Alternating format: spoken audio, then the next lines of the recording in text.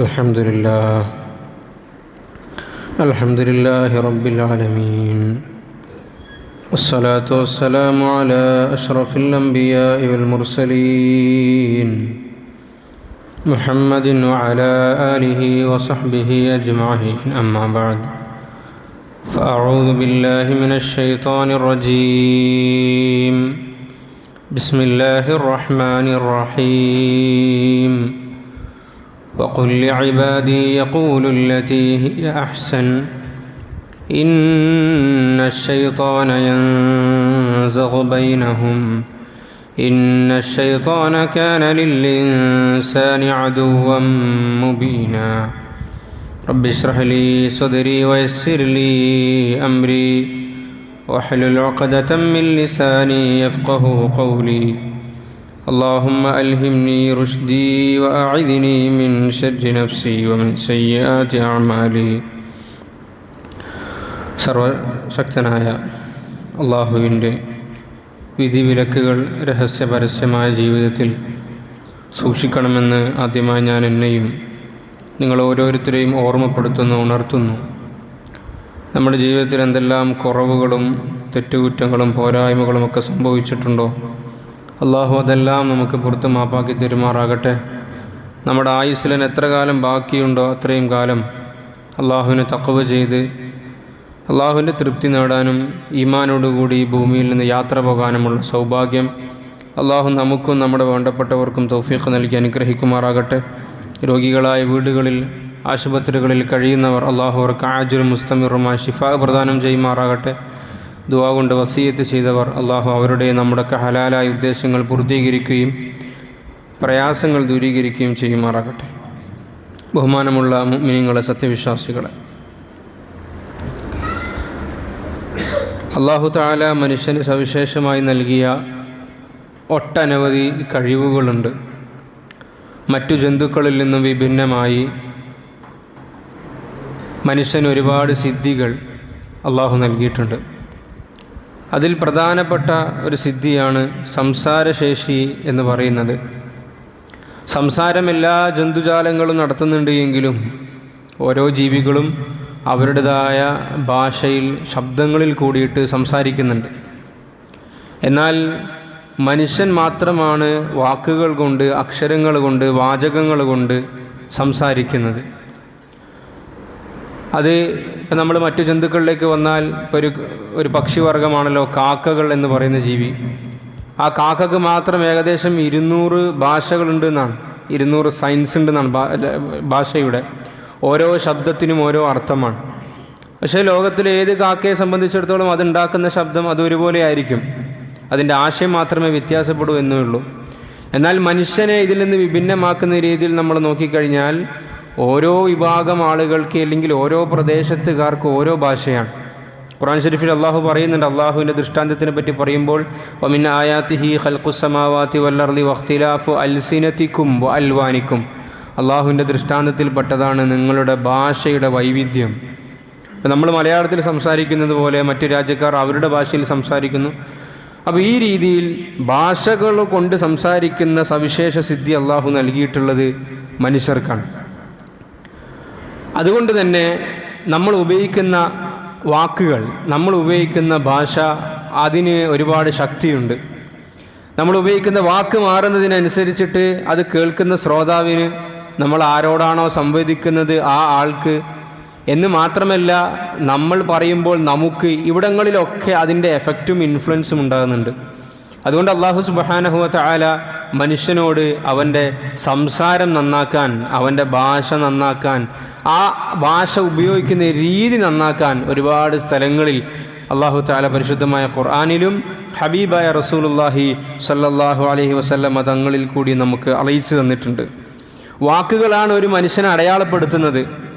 അവൻ്റെ ഹൃദയത്തിൻ്റെ ഉള്ളിലുള്ളത് എന്താണ് എന്ന് വ്യക്തമാക്കുന്നത് വാചകങ്ങളാണ്.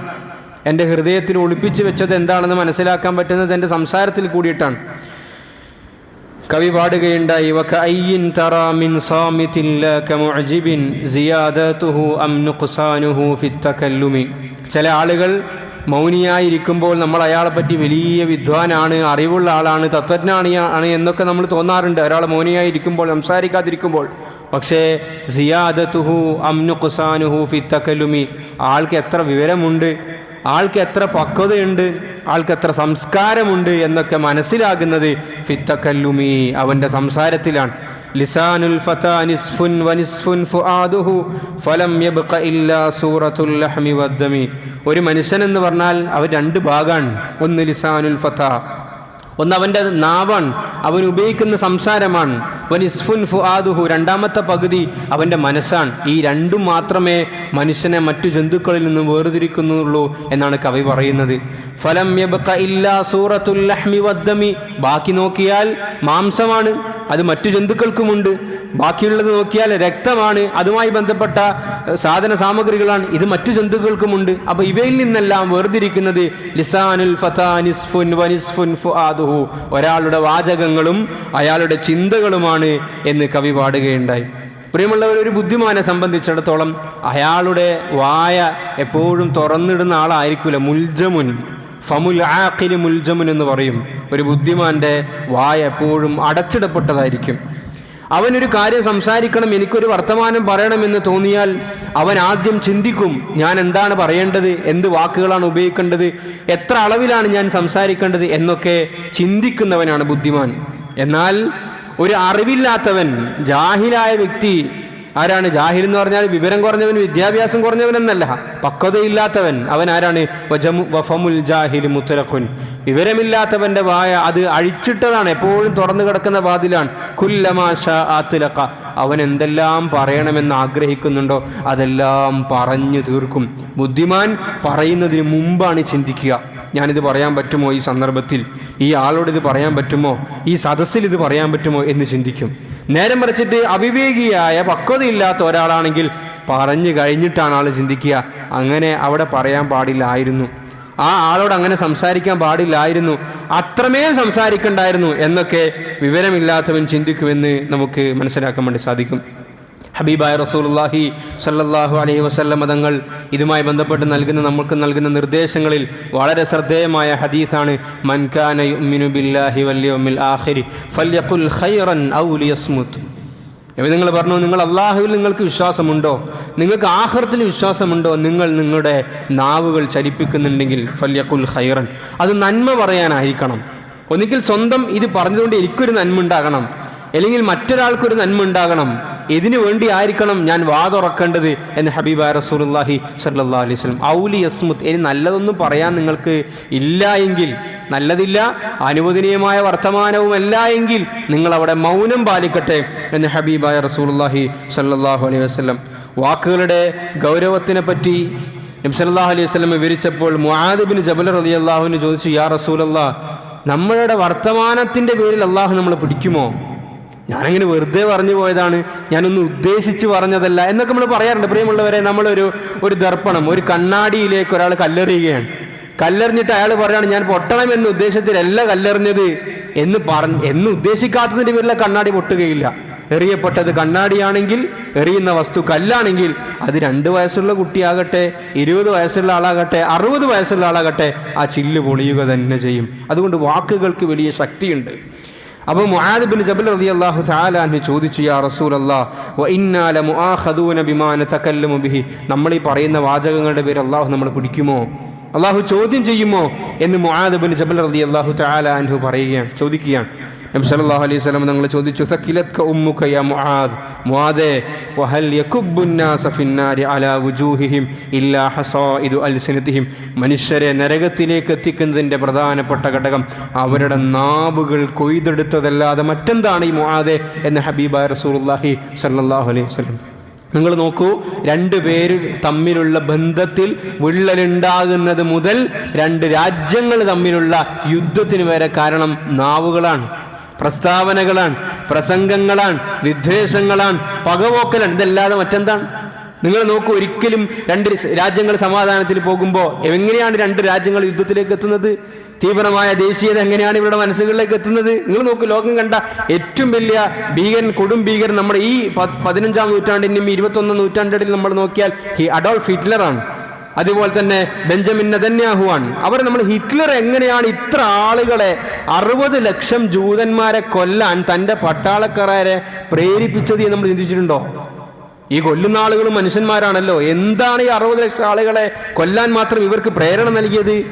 ഇന്ന് കാണുന്ന പോലെ മനസ്സുകളെ സ്വാധീനിക്കാനുള്ള സോഷ്യൽ മീഡിയകളോ സാമൂഹ്യ മാധ്യമങ്ങളോ ഒന്നും ഉണ്ടായിരുന്നില്ല.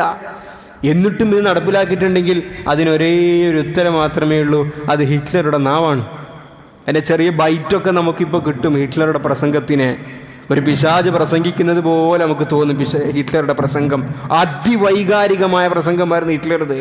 അത് കേട്ട് കഴിഞ്ഞാൽ തോന്നും ഇവൻ പറയുന്നതാണ് ശരി, ഇത് പറയുന്നതിനനുസരിച്ചിട്ട് ആര്യവംശജർ മാത്രമേ ഭൂമിയിൽ നിലനിൽക്കാൻ പാടുകയുള്ളൂ, ജൂതവംശജർ കൊല ചെയ്യപ്പെടേണ്ടവരാണ് എന്ന് തോന്നിപ്പിക്കും വിധം ഹിറ്റ്ലർ സംസാരിച്ചപ്പോഴാണ് അവിടെ ഹോളോകോസ്റ്റ് ഉണ്ടായത്, വംശീയോന്മൂലനം ഉണ്ടായത്. നിങ്ങൾ നോക്കൂ, എന്തെല്ലാം അക്രമ സംഭവങ്ങൾ ഉണ്ടായിട്ടുണ്ടോ. അതിൻ്റെ എല്ലാം പിന്നിൽ ഇല്ലാ ഹസാഇദു അൽസിനതിഹിം, നാവുകൾ കൊയ്തെടുത്തതാണ്. രണ്ട് കുടുംബങ്ങൾ തമ്മിൽ തെറ്റുന്നു. നമ്മൾ തന്നെ ആലോചിക്കും, നമ്മൾ എത്ര കുടുംബക്കാരായിട്ട് നമ്മൾ തെറ്റിയിട്ടുണ്ട്. ആ തെറ്റലിൻ്റെ ഒക്കെ തുടക്കം എങ്ങനെയായിരുന്നു? എവിടെയോ ഒരു ചർച്ച, എവിടെയോ ഒരു ഫംഗ്ഷൻ, എവിടെയോ ഒരു ഒത്തുകൂടൽ. അന്ന് പറഞ്ഞ കാരണവർ പറഞ്ഞ ആ വാക്ക്, അല്ലെങ്കിൽ അന്ന് സഹോദരൻ പറഞ്ഞ ആ വാക്ക്, ആ വാക്കിൻ്റെ പേരിലാണ് പിന്നീട് ഭിന്നതകളും ശിഥിലതകളും ഉടലെടുക്കുന്നത്. അതാണ് നബി തങ്ങൾ പറഞ്ഞത്, വാക്കുകൾ കൊയ്തെടുത്തതിൻ്റെ പേരിലല്ലാതെ പിന്നെ എന്തിൻ്റെ പേരിലാണ് മനുഷ്യന്മാർ നരകത്തിലേക്ക് പോകുന്നത് എന്ന് ഹബീബായ റസൂലുള്ളാഹി സ്വല്ലല്ലാഹു അലൈഹി വസല്ലം. അതുകൊണ്ട് നമ്മുടെ ഓരോ വാക്കുകൾക്കും വലിയ ശക്തിയുണ്ട്. അത് അവരുടെ മനസ്സിൽ, മുമ്പിലിരിക്കുന്ന ആളുടെ മനസ്സിൽ വ്യത്യസ്ത വൈകാരിക തലങ്ങളെ തുറന്നു കൊടുക്കും. ഒന്നിക്കൽ നേരത്തെ പറഞ്ഞതുപോലെ നന്മ ഉണ്ടാക്കാൻ വേണ്ടി സാധിക്കും. ഇതേ ഭാഗം നിങ്ങൾ നോക്കൂ, ഹിറ്റ്ലർ ഇവിടെ 60 ലക്ഷം ആളുകളെ കൊല്ലാനുള്ള ഒരു മോട്ടിവേഷൻ, അല്ലെങ്കിൽ അയാളുടെ സംസാരത്തിന് അത്രയും സ്ട്രെങ്ത് ഉണ്ടായതുപോലെ ഇപ്പുറത്തെ ഭാഗം നിങ്ങൾ ശ്രദ്ധിക്കൂ. ലോകത്ത് ഇത്രയും ആത്മീയമായ ഉന്നതി കൈവരിച്ച എത്ര പണ്ഡിത പ്രഭുക്കൾ, ശ്രേഷ്ഠന്മാർ, അവരെങ്ങനെയാണ് ഇത് നേടിയെടുത്തത്? അവരും വാക്കുകൾ കൊണ്ടാണ്. അവരുടെ സൗമ്യമായ ഏറ്റവും നല്ല ആശയങ്ങൾ അവർ കൈമാറിയപ്പോൾ അത് ആയിരക്കണക്കിന് മനുഷ്യന്മാരുടെ ഹൃദയങ്ങളിൽ സ്വാധീനമുണ്ടാക്കി. നമ്മളൊക്കെ നോക്കിയാൽ നമ്മൾ കേൾക്കുന്ന പണ്ഡിതന്മാരുടെ പ്രഭാഷണങ്ങളും അല്ലെങ്കിൽ ആത്മീയ ജ്ഞാനികളുടെ സംസാരങ്ങളൊന്നും കേവലം അത് ഇന്ത്യയിൽ മാത്രം ഒതുങ്ങി നിൽക്കുന്ന ആളുകളൊന്നും മാത്രമല്ല. വിദേശ രാജ്യങ്ങളിലെ പണ്ഡിതന്മാരെ നമ്മൾ കേൾക്കാറുണ്ട്, മനസ്സിലാക്കാറുണ്ട്. എന്തുകൊണ്ട്? ഏതോ രാജ്യത്തുള്ള ഒരാളുടെ സംസാരം നമ്മൾ ആകർഷിച്ചു, ഏതോ രാജ്യത്തുള്ള ഒരു മനുഷ്യന്റെ സംസാരം നമ്മളെ ഇൻഫ്ലുവൻസ് ചെയ്തിട്ടുണ്ടെങ്കിൽ അതും ഹസാഇദു അൽസിനതിഹിം, അവരുപയോഗിച്ച ആശയത്തിൻ്റെ ആ ഒരു മാധ്യമമാണ്, അത് ഉപയോഗിച്ച ശൈലിയാണ്. അള്ളാഹു നമുക്ക് അങ്ങനെയുള്ള നാവുകൾ അള്ളാഹു നമുക്ക് നൽകി അനുഗ്രഹിക്കുമാറാകട്ടെ. അതുകൊണ്ടാണ് നബി സല്ലല്ലാഹു അലൈഹി വസല്ലമ ഒരു മനുഷ്യൻ്റെ ജയവും പരാജയവും നാവിലേക്ക് ബന്ധിപ്പിച്ചത്. നബി തങ്ങൾ പറഞ്ഞു, ഒരടിമ ഇന്നൽ അബ്ദ ലയതകല്ലമു ബികലിമത്തിൻ, ഒരു വാചകം പറയും ചിലപ്പോൾ. അവനതിന് വലിയ വിലയൊന്നും കൽപ്പിച്ചിട്ടുണ്ടാകൂല, വലിയ കരുത്തിൽ പറഞ്ഞൊന്നും ആയിരിക്കൂല അത്. പക്ഷേ അത് അള്ളാഹുവിന് വലിയ ഇഷ്ടമുള്ള വാക്കായിരിക്കും, വലിയ ഇഷ്ടമുള്ള വാക്ക്. ആ ഇഷ്ടത്തിൻ്റെ പേരിൽ അള്ളാഹു സുബ്ഹാനഹു വ തആല ആ മനുഷ്യനെ സ്വർഗത്തിലേക്ക് എത്തിക്കുമെന്ന് മുഹമ്മദ് റസൂലുള്ളാഹി സ്വല്ലല്ലാഹു അലൈഹി വസല്ലം. അതുകൊണ്ട് നമ്മൾ എല്ലാ വാക്കും നന്നാക്കുക എന്നുള്ളതാണ്. അല്ലാതെ ഓരോ വാക്കിനെയും എടുത്ത് നമുക്കിങ്ങനെ അതിന് കുലങ്കശമായി ചിന്തിക്കാൻ നമുക്ക് സാധ്യമല്ല. ഇതേപോലെ തന്നെ ചില സമയത്ത് അടിമ ചില വർത്തമാനം പറയും, അത് അള്ളാഹ്ക്ക് തീരെ ഇഷ്ടമല്ലാത്ത വർത്തമാനമായിരിക്കും, ദീനിന് വിരുദ്ധമായതായിരിക്കും, ബന്ധങ്ങൾ തകർക്കുന്നതായിരിക്കും, വെറുപ്പുണ്ടാക്കുന്നതായിരിക്കും, വിദ്വേഷമുണ്ടാക്കുന്നതായിരിക്കും, അള്ളാഹുവിന് ഇഷ്ടമുള്ളതായിരിക്കും ഇല്ല. ആ വാക്കിൻ്റെ പേരിൽ അള്ളാഹു സുബ്ഹാനഹു വ തആല ആ മനുഷ്യനെ നരകത്തിൻ്റെ ആഴങ്ങളിലേക്ക് എത്തിക്കുമെന്ന് ഷഫീഉൽ വറ റസൂലുള്ളാഹി സ്വല്ലല്ലാഹു അലൈഹി വസല്ലം. ബനു ഇസ്രായേൽപ്പെട്ട 2 ആളുകളുടെ സംഭവ നിബിധങ്ങൾ നമുക്ക് പറഞ്ഞു തന്നു. ഒരാൾ ഭയങ്കര ആബിദായ മനുഷ്യനായിരുന്നു, ഭയങ്കര ആബിദായ മനുഷ്യൻ, എന്നാൽ നല്ല ഇബാദത്തൊക്കെ ചെയ്ത് നല്ല രീതിയിൽ ജീവിക്കുന്ന മനുഷ്യൻ. അയാൾക്കൊരു കൂട്ടുകാരനുണ്ടായിരുന്നു. ആൾ ഇബാദത്തൊക്കെ ചെയ്യും, പക്ഷെ ഇടയ്ക്കിങ്ങനെ സ്ലിപ്പായി പോകും, തെറ്റുകൾ ചെയ്തു പോകും, വീണ്ടും അയാൾ നന്നാവും, വീണ്ടും ശരിയാവും, അങ്ങനെ സ്കിപ്പായി പോയി കളിക്കുന്നൊരു മനുഷ്യനായിരുന്നു അയാൾ. അയാൾക്ക് ഇങ്ങനെ ഇസ്തിഖാമത്ത് കിട്ടുമായിരുന്നില്ല. അപ്പോൾ ഈ ആബിദായ മനുഷ്യൻ എപ്പോഴും ഇയാൾ ഉപദേശിക്കും, അയാൾക്ക് നന്മ പറഞ്ഞു കൊടുക്കും, നീ അങ്ങനെ ചെയ്യല്ലേ, ഇങ്ങനെ തന്നെ എപ്പോഴും നന്മയിൽ ജീവിക്കണം. അങ്ങനെ എന്നിട്ടും ഇയാളിങ്ങനെ തെറ്റിലേക്ക് പോയി നീങ്ങുന്നത് കണ്ടപ്പോൾ അവസാനം ഈ ആബിദായ മനുഷ്യൻ പറഞ്ഞു, ഇനി നിനക്ക് അള്ളാഹു മാപ്പാക്കി തരില്ല എന്ന് പറഞ്ഞു. അപ്പൊ ഇയാളൊന്ന് മാറട്ടെ, അയാൾ നന്മയിലേക്ക് എത്തട്ടെ, പേടിക്കട്ടെ എന്നൊക്കെ കരുതിയിട്ടാണ് ഈ മനുഷ്യൻ പറഞ്ഞത്, ഇനി നിനക്ക് അള്ളാഹു തആല മാപ്പാക്കി തരൂല. നബി സല്ലല്ലാഹു അലൈഹി വസല്ലം തങ്ങൾ പറഞ്ഞു, ഈ 2 ആളെയും മഹ്ശറിൽ കൊണ്ടുവരപ്പെടും. ഖിയാമത്ത് നാൾ നടക്കാൻ വേണ്ടി പോകുന്ന രംഗത്തെ നബി തങ്ങൾക്ക് കാണിച്ചു കൊടുക്കുന്നു, അറിയിച്ചു കൊടുക്കുന്നു. അതിൻ്റെ അടിസ്ഥാനത്തിൽ നബി തങ്ങൾ വിവരിക്കുകയാണ്. ഈ 2 പേരെയും ഒരുമിച്ച് കൂട്ടപ്പെടും. എന്നിട്ട് നബി തങ്ങൾ ഈ മനുഷ്യനോട് ചോദിക്കും, വമൻ യതഅല്ല അലല്ലാഹ്, ഒരാൾക്ക് മാപ്പ് കൊടുക്കണോ വേണ്ടേ, ഒരാളെ സ്വർഗത്തിലാക്കണോ നരകത്തിലാക്കണോ വേണ്ടേ എന്നൊക്കെയുള്ള അധികാരം എൻ്റെ കയ്യിലാണ്. എൻ്റെ മേൽ ധൈര്യത്തിൽ ഞാനൊരാൾക്ക് മാപ്പ് കൊടുക്കൂല എന്ന് പറയാൻ നിന്നെ ആരാണ് അവകാശപ്പെടുത്തിയത്? നിന്നെ ആരാണ് ചുമതലപ്പെടുത്തിയത്? ആ പാപിയായ മനുഷ്യൻ, ഇടക്ക് നന്മയും ഇടക്ക് തിന്മയും ചെയ്യുന്ന ആ മനുഷ്യനോട് പറയും, നിനക്ക് ഞാൻ മാപ്പ് നൽകിയിരിക്കുന്നു, നീ പോയിക്കൊള്ളുക സ്വർഗത്തിലേക്ക്. ഈ മനുഷ്യനോട് പറയും, നീ പറഞ്ഞതിനുള്ള ശിക്ഷ ലഭിക്കുന്നത് വരെ നീ നരകത്തിൽ കഴിയണം എന്നീ മനുഷ്യനോട് പറയുമെന്ന് ഹബീബുന റസൂലുള്ളാഹി സ്വല്ലല്ലാഹു. അപ്പൊ അയാൾ പറഞ്ഞ കാര്യം എന്താണ്? അയാൾ ചോദിച്ച ചോദ്യം എന്താണ്? ഇനി അള്ളാഹു നിനക്ക് മാപ്പാക്കി തരൂല. ഇതിന് ചെറിയ വാചകം, ചെറിയ സെന്റൻസ് ആണ്, പക്ഷെ അതിന്റെ ആഴവും പരപ്പും എന്താണ്? ഒരു പക്ഷേ ആ മനുഷ്യൻ ദീനിൽ നിന്ന് വരെ പുറത്താകാനുള്ള കാരണം ആകും ഈ വാക്കുകൾ. നിരാശരാകും.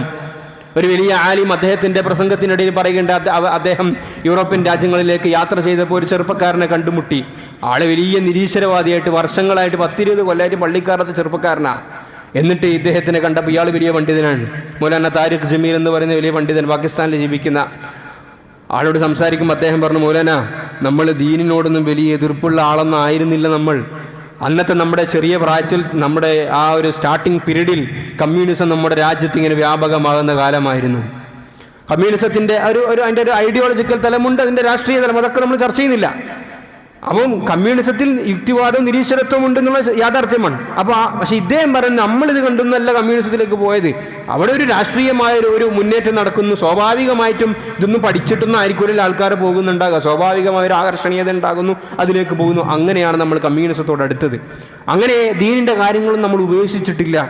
ഒരിക്കൽ ഞാൻ പള്ളിയിലേക്ക് കയറുമ്പോൾ നിസ്കരിക്കാൻ വേണ്ടി പള്ളിയിലേക്ക് പോയി. ഒളു ചെയ്യുന്നതിൻ്റെ ഇടയിൽ പള്ളിയിലെ ഖത്തീബ് പള്ളിയിൽ നിന്ന് പുറത്തേക്ക് ഇങ്ങനെ ഇറങ്ങി വരികയാണ്. അയാൾ എന്നെ കണ്ട ഉടനെ എന്നോട് അയാൾ ചോദിച്ചു, ഇതെന്താ യുക്തിവാദികളൊക്കെ പള്ളിയിൽ എന്ന് അയാൾ എന്നോട് ചോദിച്ചപ്പോൾ, മൗലാന, അന്ന് ഞാൻ പള്ളിയിൽ നിന്ന് പുറത്തിറങ്ങിയതാണ്, പിന്നെ ഇതുവരെ ഞാൻ പള്ളിയിൽ കയറിയിട്ടില്ല എന്നാ മനുഷ്യൻ പറഞ്ഞു. അപ്പൊ ആ ചോദിച്ച ചോദ്യത്തിന്റെ ഗർത്തം നിങ്ങൾ നോക്കൂ.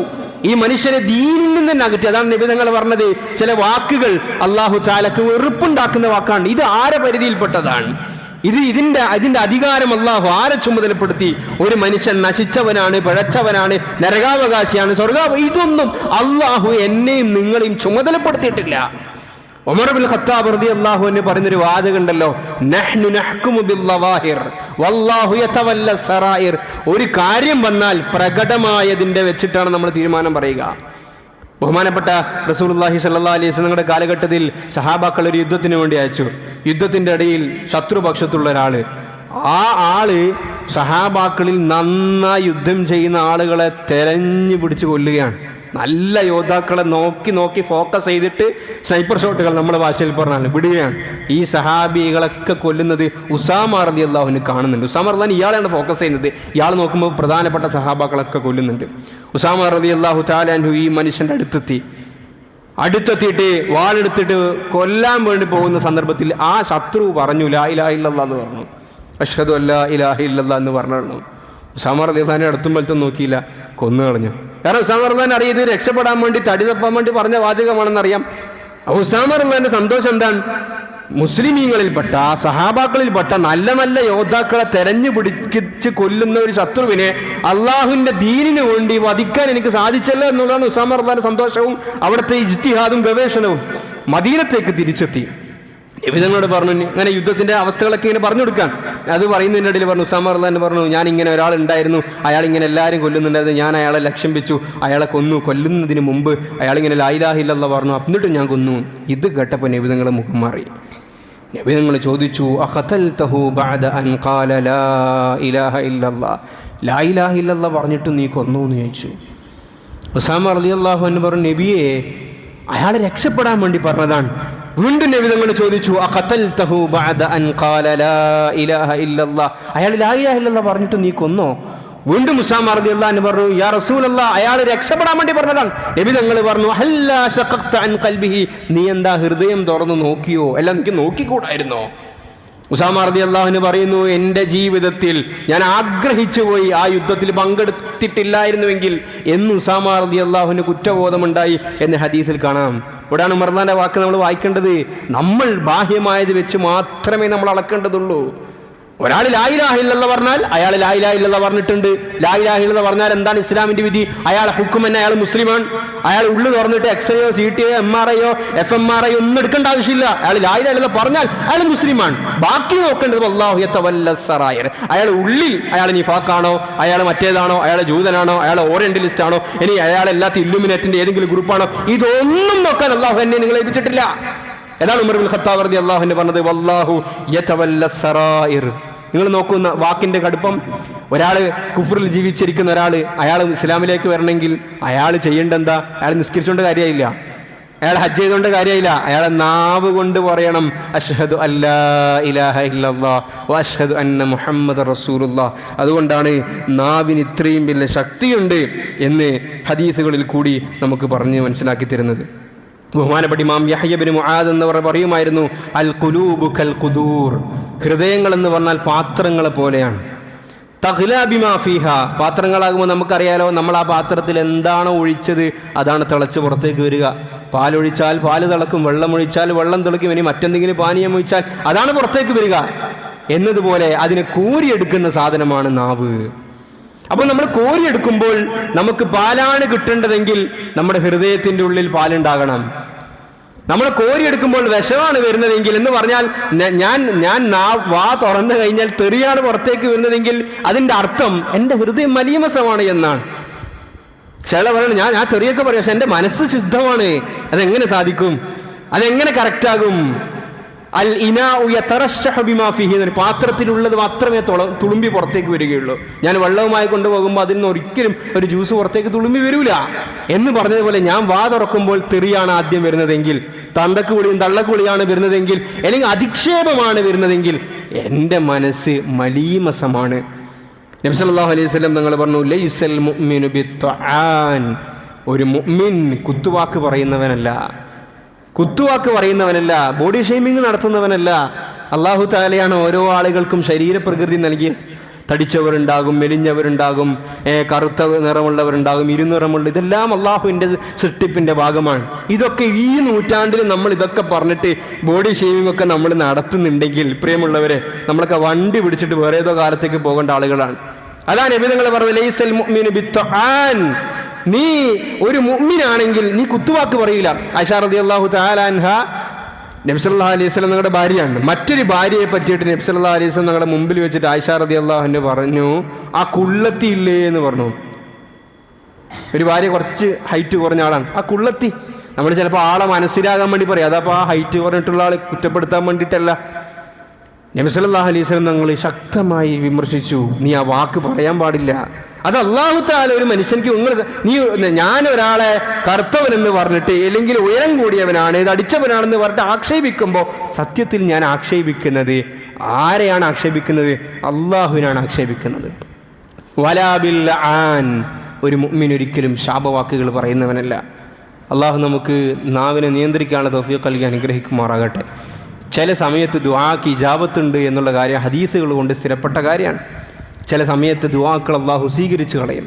പ്രത്യേകിച്ച് മാതാപിതാക്കൾ മക്കൾക്ക് വേണ്ടി ചെയ്യുന്ന ദുആ അള്ളാഹു സ്വീകരിക്കും. അത് അനുകൂലമായിട്ട് സ്വീകരിക്കും, പ്രതികൂലമായിട്ട് സ്വീകരിക്കും. നമ്മൾ പറയും നമ്മളെ മക്കളെന്തേ നന്നാകുന്നില്ല, നമ്മൾ തന്നെ അവരെ നശിപ്പിച്ചിട്ടുണ്ട്. എങ്ങനെ നശിപ്പിച്ചത്? നമ്മൾ ആലോചിക്കും, നമ്മൾ എത്ര തവണ അവർക്കെതിരെ ബദ്ദുആ ചെയ്തിട്ടുണ്ട്, ശപിച്ച് നമ്മൾ പ്രാർത്ഥിച്ചിട്ടുണ്ട്. നീയൊന്നും നന്നാകൂല. ഈ നന്നാകാതിരുന്നാൽ ഈ നന്നാകാതിരിക്കുന്നത് കാണേണ്ടതാരാ? ഈ മാതാപിതാക്കൾ തന്നെയാണ്.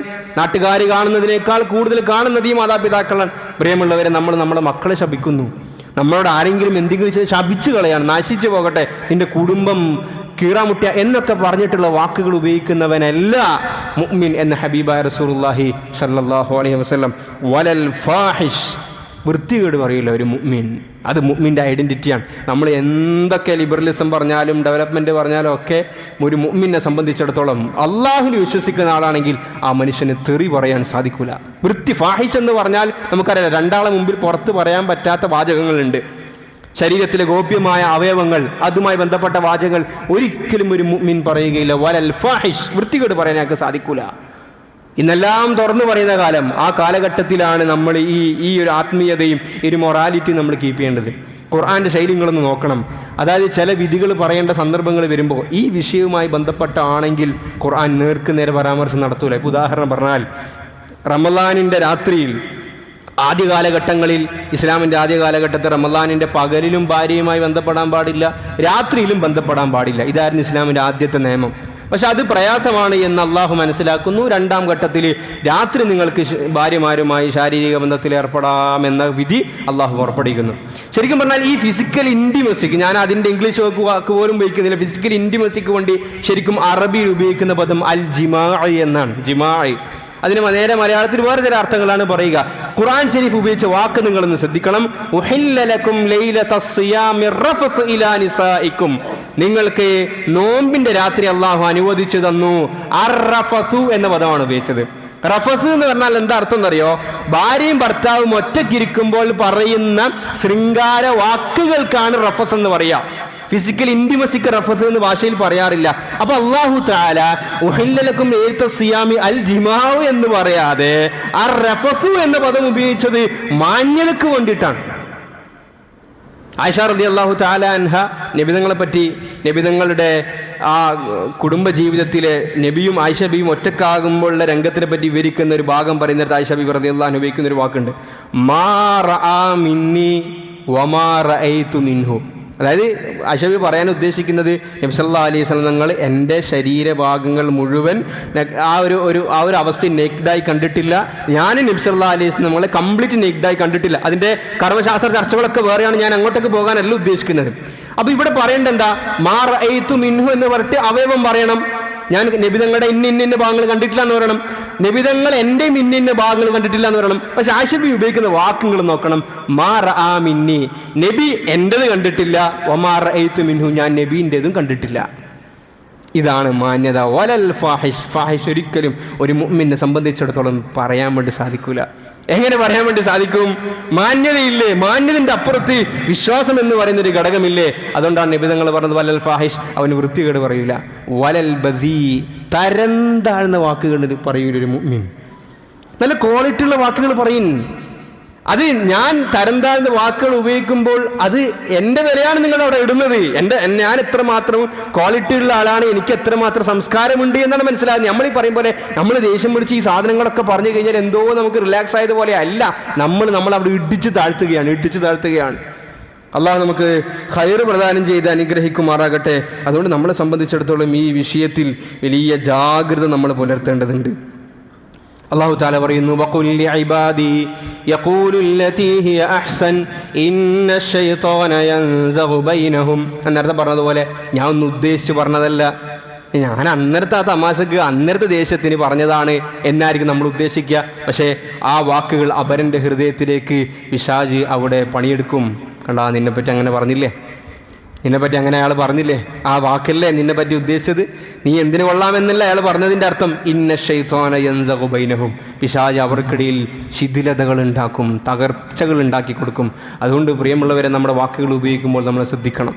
പുറത്തുള്ള ആളുകളോട് പറയുന്നതിനേക്കാൾ കൂടുതൽ നമ്മളുടെ അകത്തുള്ള ആളുകളുടെ സംസാരത്തിലാണ് നമ്മൾ ശ്രദ്ധിക്കേണ്ടത്. പുറത്തുള്ള ആളുകളായിട്ടുള്ള ഇൻട്രാക്ഷൻ വളരെ കുറച്ചാണ്. കുറച്ച് നേരത്തേക്ക് നമുക്ക് നന്നായി അഭിനയിച്ചാൽ മതി, ആ സമയം നമുക്ക് അഭിനയിക്കാനും പറ്റും. പക്ഷേ ഉള്ളിലെത്തിയാലാണ് ആളുടെ തനി സ്വഭാവം പുറത്തേക്ക് വരിക. മക്കളോട് നമ്മൾ സംസാരിക്കുമ്പോൾ, നമ്മുടെ കൂടെപ്പിറപ്പുകളോട് നമ്മൾ സംസാരിക്കുമ്പോൾ, പ്രത്യേകിച്ച് നമ്മുടെ ഭാര്യമാരോട് നമ്മൾ സംസാരിക്കുമ്പോൾ, എൻ്റെ ഭാര്യയല്ലേ എനിക്കെന്തും പറയാനോ ഇല്ല, അങ്ങനെ ഒരു സംഗതി എന്തും പറയാമെന്നുണ്ട്. അങ്ങനെ എന്തും പറയാമെന്ന് അങ്ങനൊന്നും ആരും പഠിപ്പിച്ചിട്ടില്ല. അതൊക്കെ നമ്മൾ തലതിരിഞ്ഞ് ചിന്തയാണ്. അങ്ങനെ എല്ലാം പറയാൻ പറ്റും, എല്ലാം പറയാനും പറ്റൂല. എങ്ങനെയും പറയാൻ പറ്റൂല. നബി സല്ലല്ലാഹു അലൈഹി വസല്ലം തങ്ങളുടെയും സഹാബാക്കളുടെയും അധ്യാപന രീതി അങ്ങനെയായിരുന്നില്ല. മഹാന്മാരുടെ ജീവിതങ്ങൾ നിങ്ങൾ പരിശോധിക്കൂ. ഇമാം ഷാഫി റളിയല്ലാഹുവിൻ്റെ പ്രധാനപ്പെട്ട ശിഷ്യനാണ് ഇമാം മുസ്നി. അപ്പോൾ നമുക്കറിയാം, ഈ ഹദീസിൻ്റെ റാവിമാരെ പറ്റി പഠിക്കും. ഇന്ന ആളെങ്ങനെ അയാളെ ഹദീസ് സ്വീകരിക്കാൻ പറ്റുമോ എന്ന് ഒരാളെ പറ്റി ഇങ്ങനെ ചർച്ച ഉണ്ടാകും. അപ്പോൾ ചില ആളെ പറ്റി പറയും, അദ്ദേഹം കുഴപ്പമില്ല, നല്ല ആളാണ്, കുഴപ്പമില്ല, അപ്പോൾ അദ്ദേഹത്തിൻ്റെ ഹദീസുകൾ സ്വീകരിക്കും. ചില ആളെ പറ്റി പറയല്ല, അദ്ദേഹത്തിന് കുറച്ച് ഓർമ്മ പിശകുണ്ട്, അതുകൊണ്ട് അദ്ദേഹത്തിന് ഹദീസ് വേണ്ട. ഇങ്ങനെയാണ് ഈ റാവിമാരെ പഠനങ്ങൾ ഉണ്ടാവുക. ഷാഫി ഇമാമിൻ്റെ മുമ്പിൽ വെച്ചിട്ട് ഇമാം മുസ്നി റഹിമഹുല്ല ഒരാളെ പറ്റി പറയാണ്, ഒരു റാവിയെ പറ്റിയിട്ട്, ഫുലാനുൻ കദ്ദാബുൻ, അയാൾ കള്ളനാന്ന് പറഞ്ഞു. അയാൾ കള്ളനാ, അയാൾ വളരെ എപ്പോഴും കളവ് പറയുന്ന ആൾ. അപ്പൊ ഉപയോഗിച്ച വാക്ക് ഫുലാനുൻ കദ്ദാബുൻ എന്ന വാക്ക് ഉപയോഗിച്ചത്, കള്ളനാണെന്ന് ഉപയോഗിച്ചത്. ഷാഫി ഇമാം പറഞ്ഞു, യാ ഇബ്രാഹിം, ഇമാം മുസ്നി ശിഷ്യനെ വിളിക്കാണ്, ഓ ഇബ്രാഹിമെ ഉക്സു അൽഫാദക അഹ്സനഹ, നീ നമ്മളിപ്പോൾ ചില സ്ഥലത്ത് നമുക്ക് നെഗറ്റീവ്, അതായത് അങ്ങനെ ഒരു വിമർശനം നമുക്ക് നടത്തേണ്ടി വന്നാൽ പോലും അവിടെയും വാക്കുകൾ നമുക്ക് നന്നാക്കണം. അതാണ് ഇമാം ഷാഫി റളിയല്ലാഹു പറയുന്നത്, ലാ തഖുൽ ഫുലാനുൻ കദ്ദാബുൻ, അയാൾ കള്ളനാണ് എന്ന് പറയരുത്. അറബിയിൽ കദ്ദാബ് തന്നെ കള്ളനാണ്, പക്ഷെ നീ എന്ത് പറയണം, വലാകിൻ ഖുൽ ഹദീസുഹു ലൈസ ബിശൈൻ, അയാളുടെ ഹദീസുകൾ അത്ര പരിഗണനീയമല്ല എന്ന് പറയണം.